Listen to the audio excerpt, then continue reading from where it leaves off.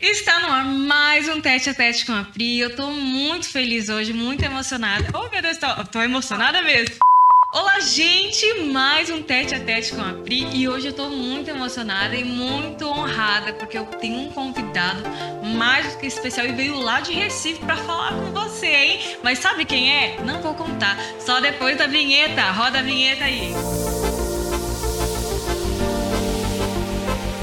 Então, gente, bem-vindos a mais um Tete a Tete com a Pri. E como eu falei, eu estou tendo a honra e o privilégio de receber aqui nada mais, nada menos que o meu avô lindo, Vanderlei Vasconcelos Martins. E eu tenho esse sangue correndo na minha veia. Sou Martins também, para quem não sabe.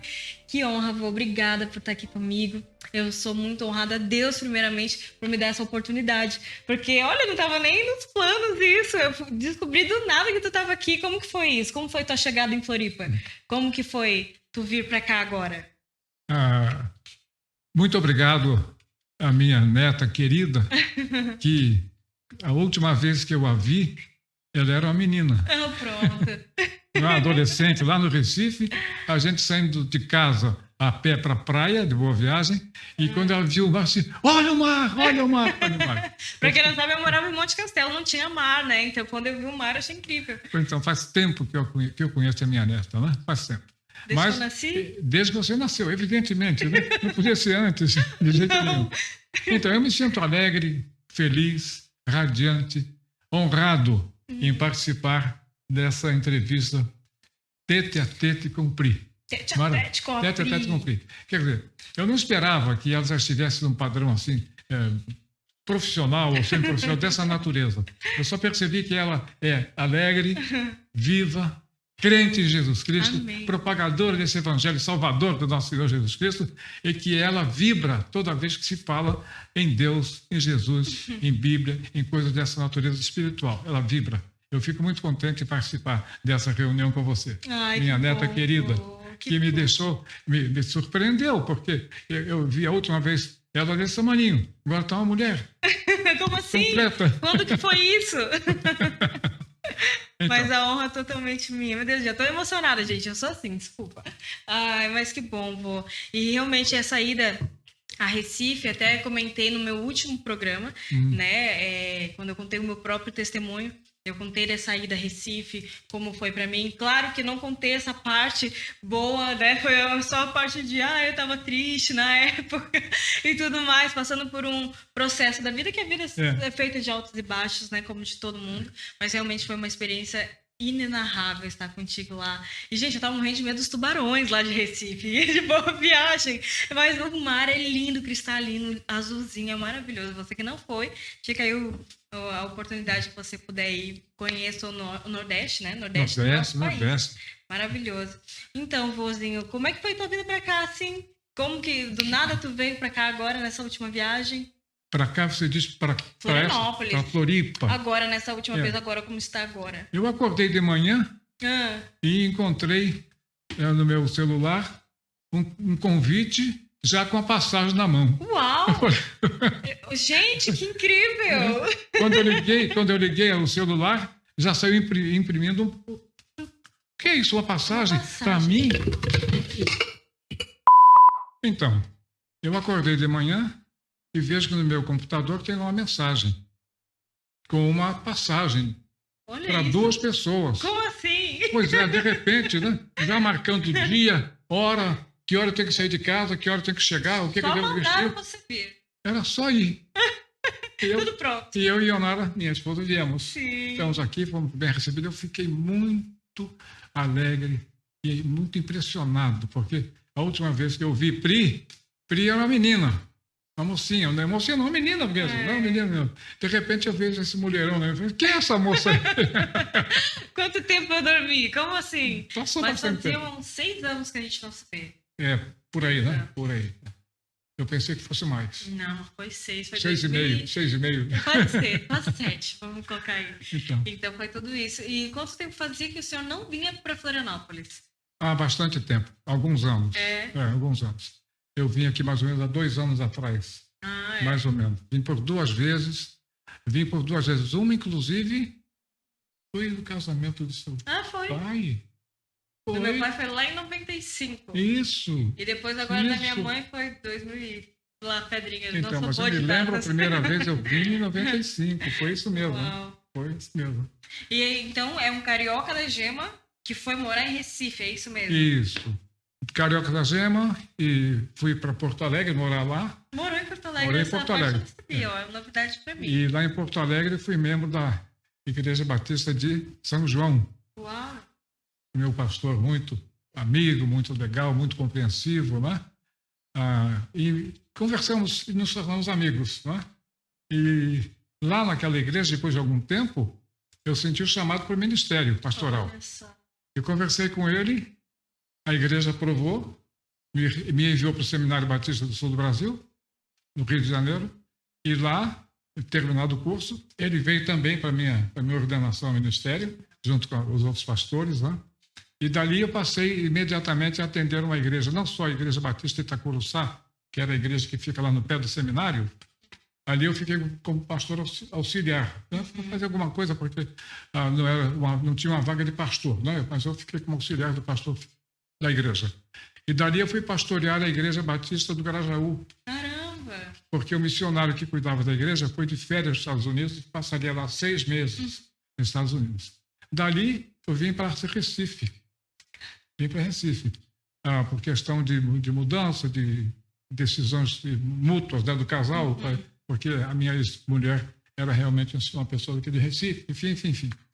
E nesse meio tempo, eu acabei chegando aqui. Quando eu chego aqui, em Recife, eu percebi, passando numa determinada esquina, um cântico evangélico.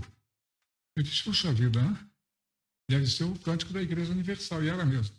Pois bem, fui capelão do Colégio Americano Batista e fui pastor... É um colégio muito renomado muito lá, renomado, né? Bem renomado, bem grande. Aliás, tem uma área física muito grande, num centro muito importante de Recife, que eu ouvi essa semana, que vai ser negociado.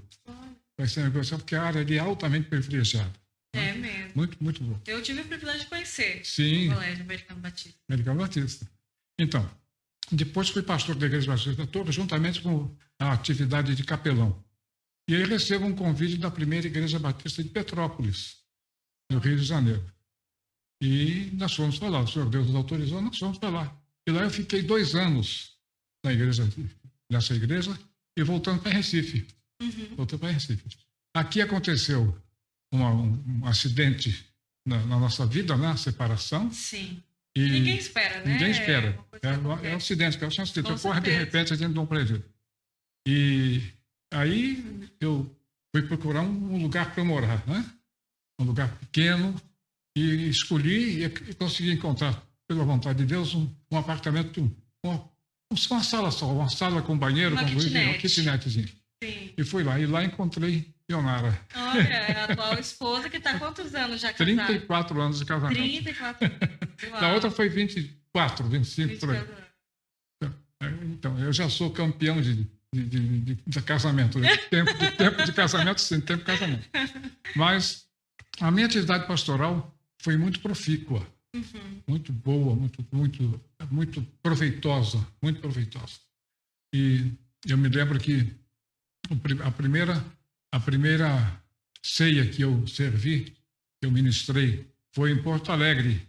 E naquela noite foi para lá um casal amigo do meu ex-sogro, né? Um casal bem importante de Porto Alegre, enfim. Eles são católicos. Olha só. E na hora de servir a ceia, eu fiquei com aquela interrogação, né? Mas o pastor da igreja mandou servir a ceia para todos. Você vou obedecer. Eu fiquei quieto, né? Eu não vou discutir esse assunto. Depois dessa questão da ceia, eu vim elaborando, vim falando, estudando, enfim. E eu me lembro que nós moramos também no interior do estado de São Paulo durante 10 anos. Meus pais foram para lá em 49, lá atrás, né? Muito tempo atrás. Passa um tempinho. E lá, então, meu pai era presbiteriano, minha mãe batista, e eu me lembro, quando eu estava na igreja do Grajaú, que eu fui ministrar a primeira ceia, enquanto eu estava lá, que a ceia era mensal. Sim. Aí meu pai e minha mãe foram. Né? Na hora de servir a ceia, o diácono passou com a ceia para o meu pai pegar, ele não pegou. Ele queria se Depois veio vir, ele não se... Quando acabou, papai, o que aconteceu? Ah, eu sou presbiteriano, sofri muito lá no interior, porque quando eu ia na Igreja Batista, ó, em 1950, né? Na Igreja Batista, ninguém oferecia ceia para mim porque eu era presbiteriano. Agora que estão servindo, eu não quero. Agora eu vou rejeitar esse negócio. Pois é. E foi assim. Viemos para cá, eu vim para cá, e como aconteceu a separação, o conhecimento de Ionara, e a vida continuou. É isso Continuou, mesmo, mas tranquila. antes de haver essa separação, então tu é pai de 4 filhos, é isso? Sim. 4 filhos. Foi bom me lembrar, tenho me esquecido? Olha! Não. Então, Roberta que está aí, é primogênita. É, primogênita. Depois o André Felipe, estava também em Florianópolis. Sim. Depois veio a Renata, que você conhece a Renata.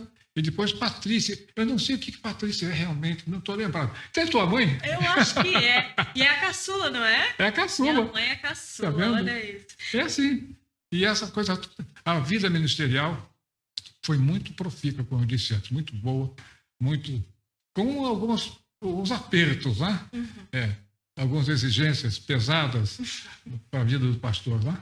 Mas quando Deus chama, ele dá a solução, dá a força, dá tudo que quando você foi, né, sentiu esse chamado dentro do Senhor, né? Como que foi? Como que você descobriu que era essa sua vocação na época? Eu já vinha sentindo isso antes de ir para Porto Alegre. Mas naquele período, eu me lembro que de vez em quando eu fumava um cigarro, sabe? Olha. E aí, quando eu saí do culto da igreja lá de Porto Alegre, pastor Orlando de Oliveira, marido de Ilza, né? Ilza, exatamente. Aí ele falou, você fuma? Eu disse, não. São seus olhos. Rapidinho. Mas aí eu percebi que não era correto. E naquele dia, eu disse, o que eu estou fazendo? O que eu estou fazendo para Deus? Eu estou dando um testemunho terrível aqui, né? E daí fui elaborando, a coisa foi amadurecendo. A igreja, depois de 2 anos, me recomendou para o seminário. Porque lá no Seminário Batista do Sul, não sei aqui como é que é, eu também fiz pós-graduação. Comecei a pós-graduação no Seminário do Recife. Depois tivemos que mudar para o Rio, eu interrompi o curso. Mas ali é que, na verdade, quando a gente tem um chamado de Deus, Deus provê tudo. Com certeza. Provê tudo. Então, até pessoas que eu não imaginava que fossem assistir a minha ordenação foram. O meu tio, que era católico, ferrenho, foi lá assistir e ficou impressionado. Eu não sabia que era assim. O tio Edgar. E às vezes até um pouco de preconceito, né? Nunca foi, não sabe como é, né? E eu pensei até que ele fosse frequentar a igreja depois, mas não. Ele tinha outros interesses, não foi. Sim. Mas daí eu acabei vindo para Recife, de alguma forma, né? Quando a última vez foi em 86, e viemos para cá. E aí a minha ex-mulher anunciou a separação em agosto de 86. Em setembro eu fiz a minha inscrição para cursar Direito. Quantos anos o senhor tinha nessa época? Eu sou de 40 para 86. 46. 46 anos, aí iniciou uma nova graduação, que era o Direito. Isso é uma coisa que eu sempre digo que eu me orgulhava muito do senhor, porque não tinha idade. Era um sonho, era uma coisa que o senhor queria, o senhor correu atrás, independente do tempo. Sim, e veja, a nossa formação assim, da faculdade é diferente, né? Quando eu ia falar com o professor, eu levantava da cadeira, ficava em pé para falar com ele. Né? lá de trás, né? Sim. E o pessoal assim, o que ele está fazendo? Ele está em pé por quê? Porque era outro muito tempo. Interessante, era outro tempo. E ali, eu marquei época ali, eu precisava ganhar algum dinheiro, além do que estava previsto, né? Eu estava sem igreja, não recebia o salário da igreja, enfim. Eu, então, criei um curso de oratória. Olha. Esse curso de oratória fez sucesso no Recife. Eu ministrei esse curso na Polícia Militar para os oficiais. Olha. Cada classe de 42 oficiais, de tenente até coronel, ensinando que oratória, foi uma programação que houve lá na Polícia Militar, e um dos membros da Polícia Militar, que era o major, ele era membro da igreja episcopal, onde eu andei frequentando, e foi até interessante, quando eu fui a primeira vez na episcopal, foi num dia de ceia. Olha. Aí, quando eu estou vendo a ceia, é o seguinte, lá eles servem a ceia com hóstia. Não sim, o pão, não. Sim. Aí eu cheguei perto, o diácono molhou a hóstia no fim me deu. Eu me senti pronto, né? Tendo participado da ceia do Senhor. Mas eu disse, é um hábito diferente, mas com o mesmo objetivo, né? E esse pastor, que até me honrou em várias ocasiões, né? Publicamente, ele me indicou para um major que era membro da igreja também, que era um dos oficiais da Polícia Militar, que estavam preparando um curso assim, assim, assim. Eu vou só finalizar isso aqui, porque o que ocorreu? No primeiro curso que teve, olha só a constância. Eu cheguei, eu estava sem carro, atravessei uma pracinha que estava em reforma, e meu sapato, que estava engraxado, ficou todo cheio de poeira. Olha só. Eu não sabia. Quando eu estou lá aguardando, chega o coronel, comandante da Academia Militar da Polícia Militar. Me cumprimentou e tal, e fez assim, me olhou de cima para baixo. Assim. Eu acompanhei o olhar dele e vi que o meu sapato estava empoeirado, dele estava brilhando, que era um sapato de verniz. Olha isso! E eu falei, será que eu vou ser convidado dessa vez? Não fui convidado. Não foi? Por causa do sapato? Não sei. Eu acho que sim. Não fui convidado. O curso se tocou, o curso era semestral. Sim. Aí, quando chegou perto do final do ano, eu recebo um convite para ir lá. Não, o senhor vai ser convocado para fazer o curso, porque eu tinha que fazer 4 semestres de curso. Aquela mesma oratória. Uma turma, outra turma, outra turma. E eu fiz a primeira turma, ganhei nota 100. Olha. Todo mundo gostou. Aí fiz a segunda, e fiz a terceira, e fiz a quarta. Depois eu fui ver o seguinte, cada oficial daqueles, e quem me dava mais trabalho eram os coronéis. Sabe? Eu batia no coronel, enfim. Sabiam quem eu era, a minha situação de pastor, mesmo que eu estava sem igreja, pastoral, enfim. E ali eu fiquei muito satisfeito, porque pude falar também de Cristo. Sim. Né? Não de forma suja, mas em comportamento, em dizer que Cristo me salvou. Sabe? Eu costumo falar para os jovens, né, que estão ali com a gente, que muitas vezes a Bíblia que o ímpio vai ler é a nossa vida, então é as nossas atitudes que vão demonstrar, né? Eu não sou perfeito. Sim, com certeza. Tenho defeitos 1000. Prazer, eu também. Mas o Senhor Deus vai superando isso tudo e vai fazendo que a gente se fortaleça no momento preciso. Sim. Né? Isso é bom. E 83 anos de história. 83? Não é Por que tanto assim? Não? Não, eu acho que eu devo ter me confundido, deve ter sido 50, desculpa. Então eu quero dizer uma coisa assim, da área espiritual. O que mais me impressiona é que o Senhor Deus é perdoador. É verdade. Perdoador. Às vezes a gente fica lidando com pessoas que não perdoam por besteira. Se botou magoada, não perdoa. Quem sofre é ela. Com certeza fica aprisionada. Aprisionada é isso. E a Bíblia traz alguma coisa a respeito do perdão, né? Do perdão. O Senhor Deus diz lá em Isaías, deixa eu ver aqui. Cadê seu óculos? Cadê Isaías 44, 43, 25. Olha aqui, deixa eu pegar o óculos. Pega porque aí. essa Bíblia é muito pequena. Ela é pequena. Mas não é só essa, não. Não, tem letras maiores. Eu comprei uma ultimamente, letras gigantes. Desse tamanho, mas são 15 quilos de peso. Eu tenho nem como carregar só ela. Só no púlpito, né? Aqui, ó. 43, 25. Diz assim, Isaías 43, 25. Eu, diz o Senhor, eu mesmo sou o que apago as tuas transgressões, por amor de mim mesmo. Uau. Por amor de mim mesmo. E dos teus pecados não me lembro. Por amor de mim mesmo. Eu fiquei examinando, já preguei sobre isso. Disse, como por amor de mim mesmo? O Senhor Deus é o nosso Criador. E ele precisa, apesar de ser o Deus Supremo, Criador desta terra, deste céu, desse universo, é imensurável, ninguém sabe quanto é que mede o universo. Pois bem, mas ele se preocupa com a sua criatura.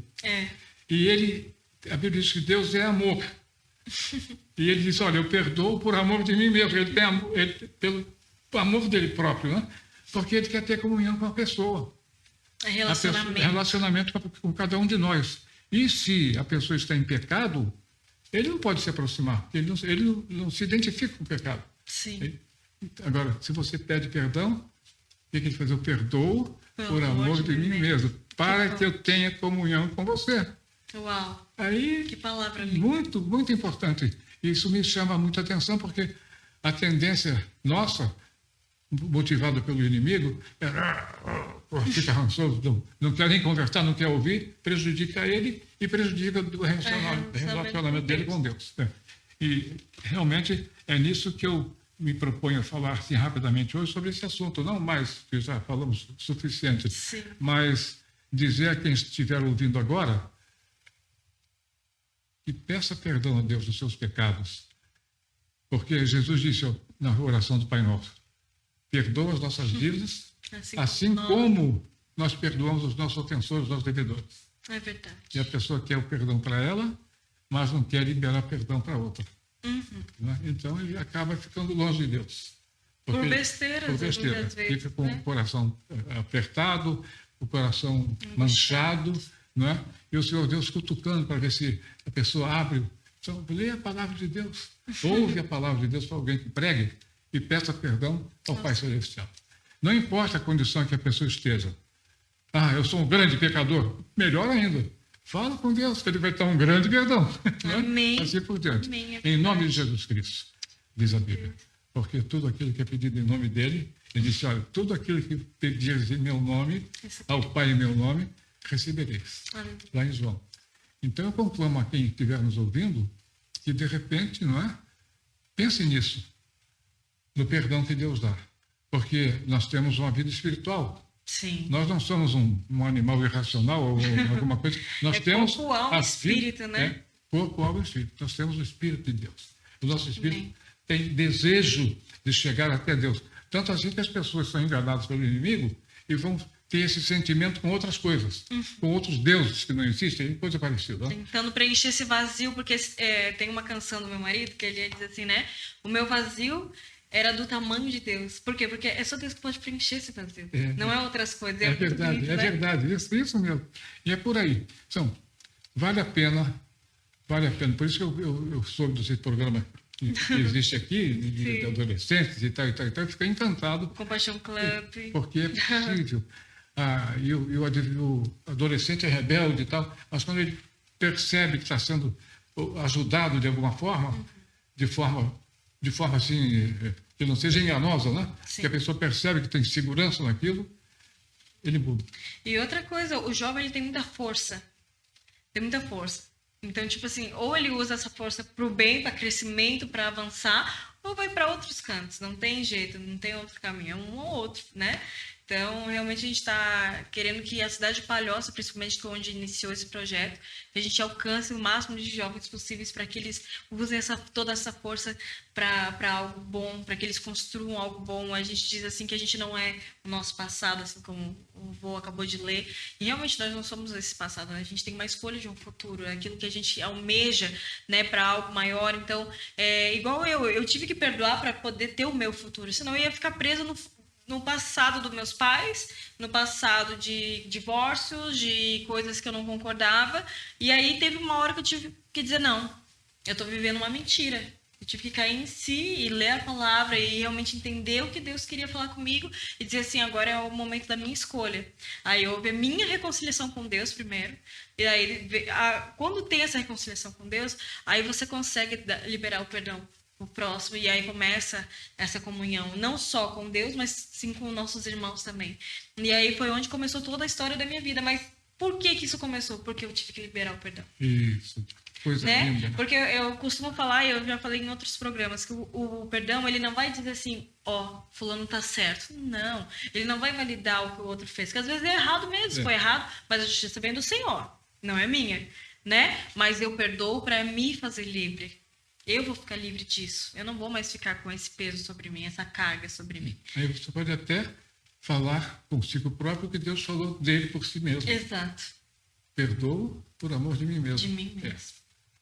E aí você leva compaixão, leva certeza, leva decisões e salva as pessoas. É verdade. E começa uma nova história, né? Com certeza. Estou feliz, estou muito feliz. Uma nova criatura. Valeu. Muito obrigado. Eu estou muito feliz de recebê-lo.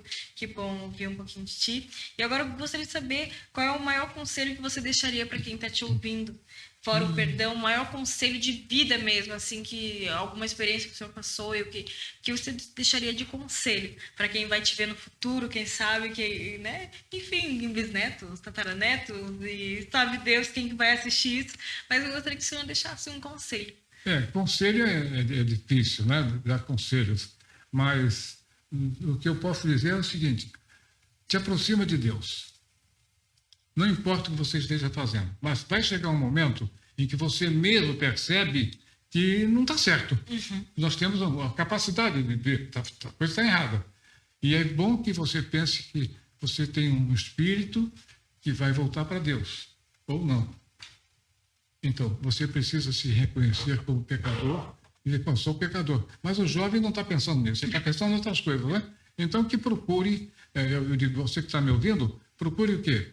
Se dá conta de que você é um ser humano que foi criado por Deus lá no passado e que você tem um Deus poderoso que pode te ajudar, te salvar e fazer da sua vida uma vida fértil, produtiva, que sirva de exemplo também para outras pessoas. Amém. Vamos um jogo rápido? Você topa comigo? Eu sou ruim de jogo rápido, vamos lá. Vamos ver. Uma cor. Tem que ser a primeira que vem na cabeça. Branco. Branco. Uma música. Bom, tem muitas músicas. Mas a sua música, qual é a sua música? Interessante, eu tenho que estar falando essa semana. Um corinho, não sei. Interessante o corinho, né? O corinho, como é que eu digo? Corinho é aquela, desculpe falar, aquela mesma frequência, né? Musical. Os hinos anteriores, por exemplo, o hino do cantor cristão, lindos. Da Assembleia de Deus, Harpa cristã, de salmos, hinos, do católico, enfim. Sim. Tem música mesmo, letra e Mas música. qual é a letra que o senhor gosta desses hinos, então? O cantor cristão ou algo nesse sentido? Alguma que te marcou? Ou que o senhor gosta muito? É uma que fala sobre Jerusalém. Jerusalém. Nossa, linda. Jerusalém. Linda. Hosana, os alturas. Hosana, o Rei dos Reis. É linda. Hosana, nas alturas. Hosanas Hosanas ao nosso Deus. Linda! Muito bom! Então, já foi uma cor, uma música, um doce. Goiabada. Goiabada? Que interessante. Goiabada. E olha que legal, em Recife, o bolo de rolo é muito conhecido e é com goiabada. Com goiabada. E de preferência goiabada cascão. Ai, que delícia, esse eu já comi. E um salgado. Agora eu peguei. Coxinha. É o que mais... Adorei! Por essa eu não esperava. Coxinha, amei. Amei. Uma coxinha, uma palavra. Amor. E uma gratidão. Glória a Deus. Amém. E algo que você mudaria alguma coisa na sua vida, não? Se você mudaria alguma coisa na sua vida? Olha, a gente pensa nisso, né? Para se aperfeiçoar. Todos. Mas chega um ponto que você não se acha perfeito. Sim. Mas se acha satisfeito como você já está. E pede a Deus a misericórdia para que Ele reconheça você naquele estado. E já é uma perfeição que você alcançou. E se você ficar pensando em alcançar sempre, depois de uma certa idade, você fica pensando, olha, né? Não consigo. Senhor Deus, olha, se eu não conseguir até agora, faça uma provisão, porque... Né? Me ajuda. Me ajuda. Agora falaste. Pede a ajuda de Deus. Tenha misericórdia de mim, né? Oh, Deus. Filho de Davi. Misericórdia também. Ai, que bom. E um sonho? Um sonho. Ver minha prole na presença de Deus. Amém. Foi o que eu prezo muito. Se bem que eu não tenho dado o melhor exemplo, né?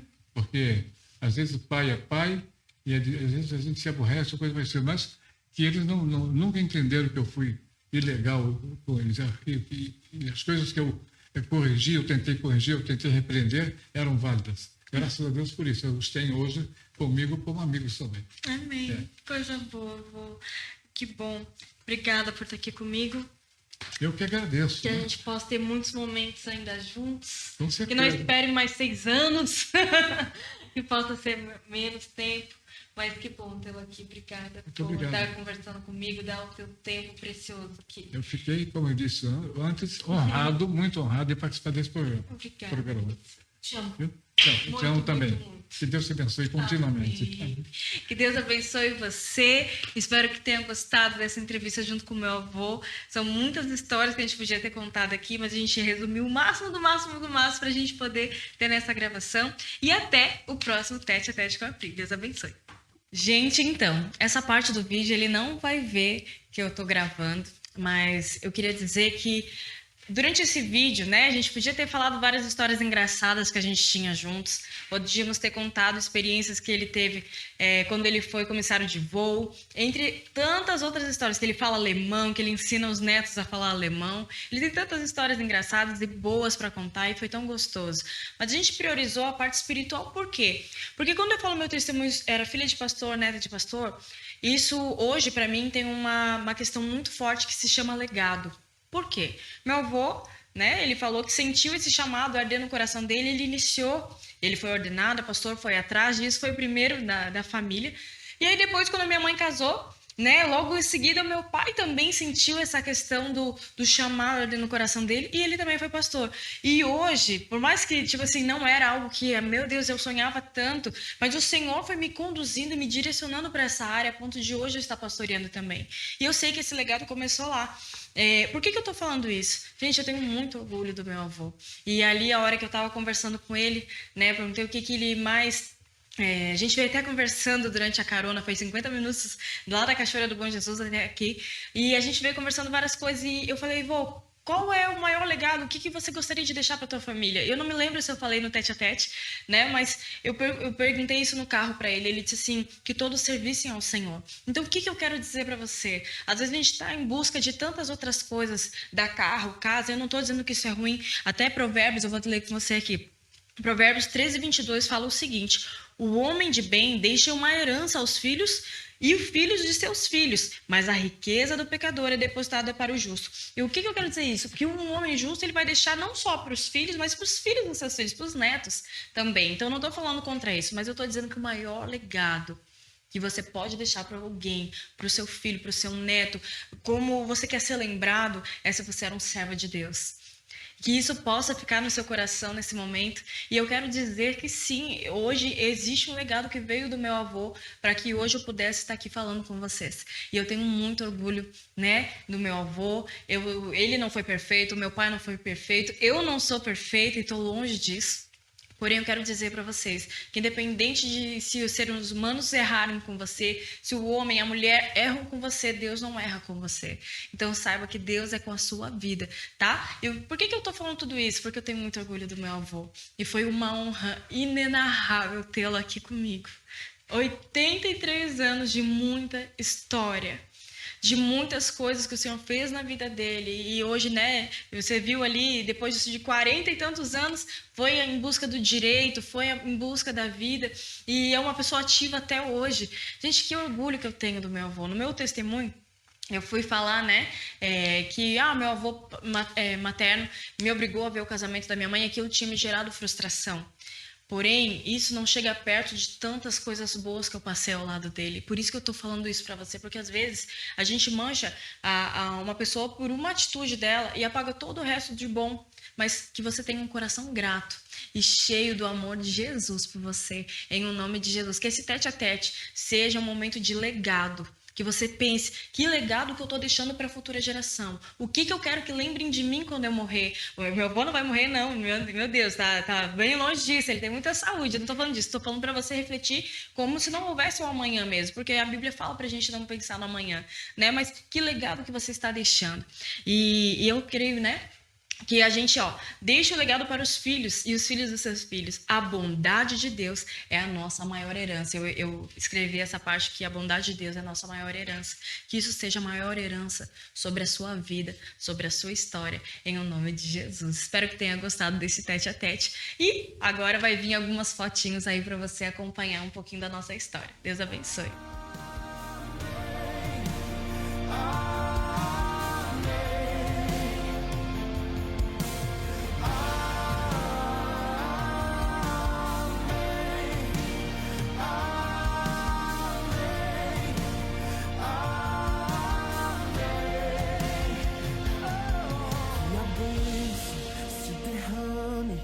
Até 1000 gerações, tua família e teus filhos e os filhos.